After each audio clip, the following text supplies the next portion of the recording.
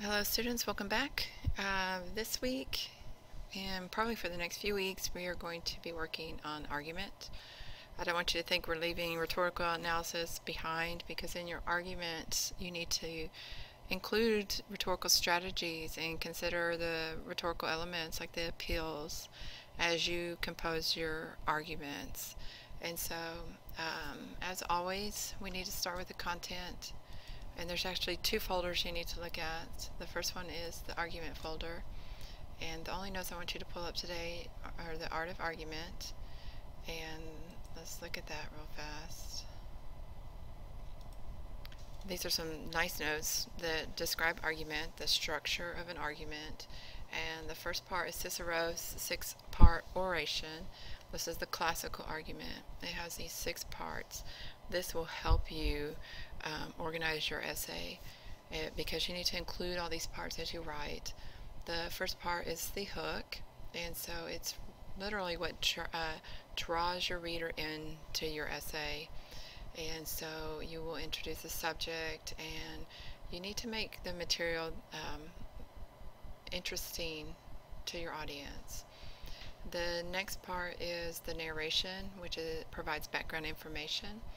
And so the way this is helpful is because it also establishes your credibility. Your audience knows that you've done your research, you know a lot about the topic, and you're just offering some insight into the topic before you actually begin the argument. It can include status quo thinking, which is typically what does the average citizen think about your topic, and so that just provides more information. The next part is partition, and that's basically your claim. It lets us know that you're going to argue this about a certain topic, and you might even provide the reasons that you're going to use to support your topic. It discusses how it's going to be arranged, perhaps. The confirmation is basically your argument. It's your support. It includes your reasons and the details and examples. Everything that supports your argument is in the confirmation. And then the refutation is important because you need to consider the opposing views. That shows that you're trustworthy, and it also shows that you've done your research, and it shows that you're open-minded, that you have looked at the other sides and have made decisions about those sides. And so oftentimes in the refutation we actually concede that maybe yes, the opposing side may be right about this one thing, but they're wrong about everything else. And so, or we may refute, where we just say no, they are completely wrong, and we explain why they're wrong. Okay, and so that's important to have in any argument. And the final thing is the conclusion, is where you answer the big so what. Why does all of this matter, and what is the big picture, the big point that you're trying to make? This is Cicero.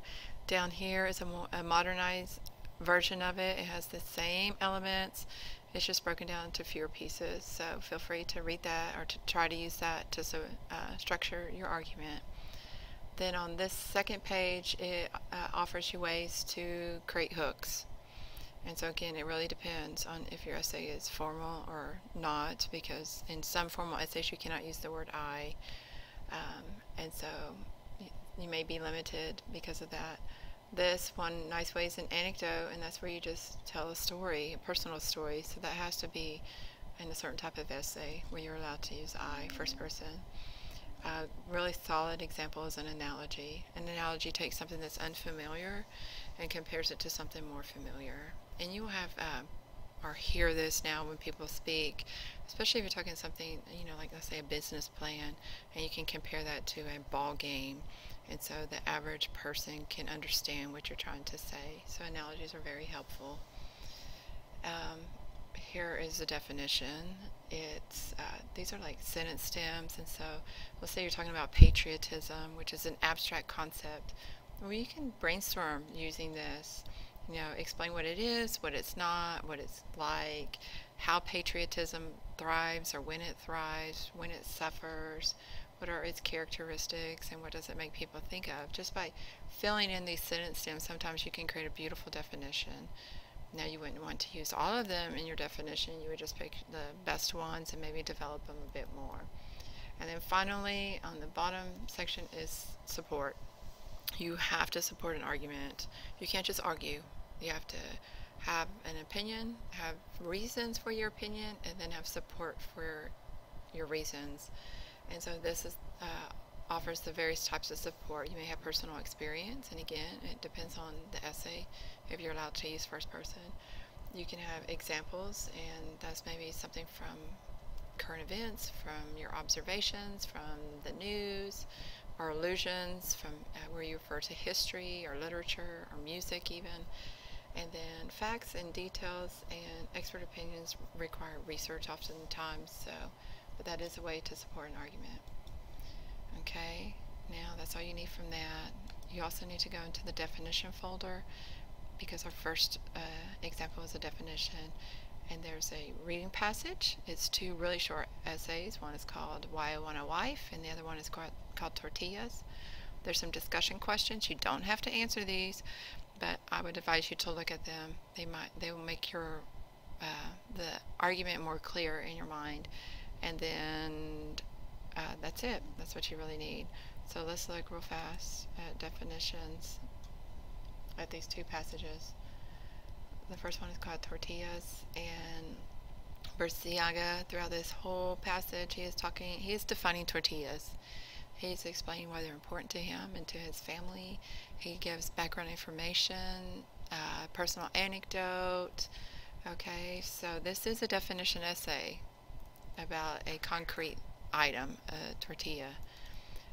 The next one is called Why I Want a Wife by Judy Brady, and she is basically talking or defining a wife and the wife's duties and the responsibilities of a wife and why she wants a wife. And so she is really defining a wife, and so this is a nice way to do that. I've also included the discussion questions. Like I said, you don't have to answer them, but they will help you understand the passages better and the rhetorical strategies and how these two writers use definition to describe two different topics, a wife or tortillas. Okay, and then once you've done that, you need to go to your discussion board, and it's our third post, and it's the tortillas or wife.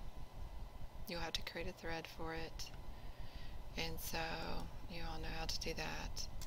But here's the actual topic. It's after reading those two pieces and looking at the notes and answering the discussion questions just on your own for clarification, you're going to respond to one of these two prompts. The first prompt says, why I want a husband. So you're going to take an ironic stance, much like Brady does in her piece, and describe the perfect husband. What are all of his responsibilities and why you want one? Okay, and it's really trying to parallel it to, or compare it to the Why I Want a Wife.